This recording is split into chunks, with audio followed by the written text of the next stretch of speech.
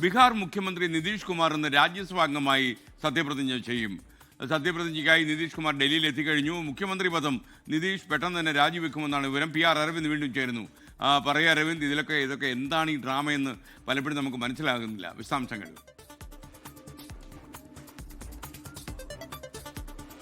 രാജ്യസഭാ അംഗമായി ഇന്ന് ബീഹാർ മുഖ്യമന്ത്രി നിതീഷ് കുമാർ സത്യപ്രതിജ്ഞ ചെയ്യാൻ പോവുകയാണ്.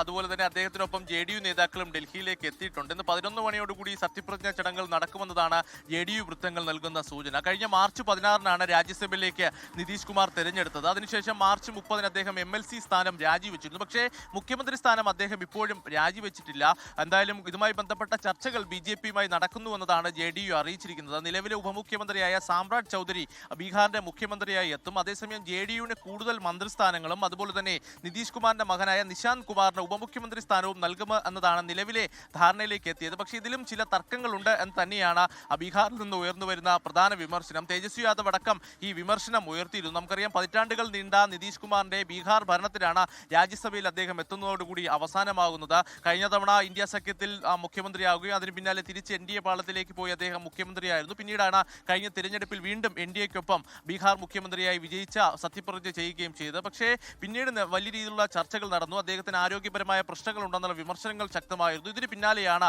രാജ്യസഭയിലേക്ക് MPയായി അദ്ദേഹം തിരഞ്ഞെടുക്കപ്പെട്ടത്. എന്തായാലും മുഖ്യമന്ത്രി സ്ഥാനവും നിതീഷ് കുമാർ ഉടൻ രാജിവെക്കുമെന്നതാണ് മനസ്സിലാക്കുന്നത്. 14-നാം തീയതി പുതിയ മുഖ്യമന്ത്രി ചുമതലയേൽക്കുമെന്നും റിപ്പോർട്ടുകൾ ബീഹാറിൽ നിന്ന് പുറത്തു വരുന്നുണ്ട്. SK.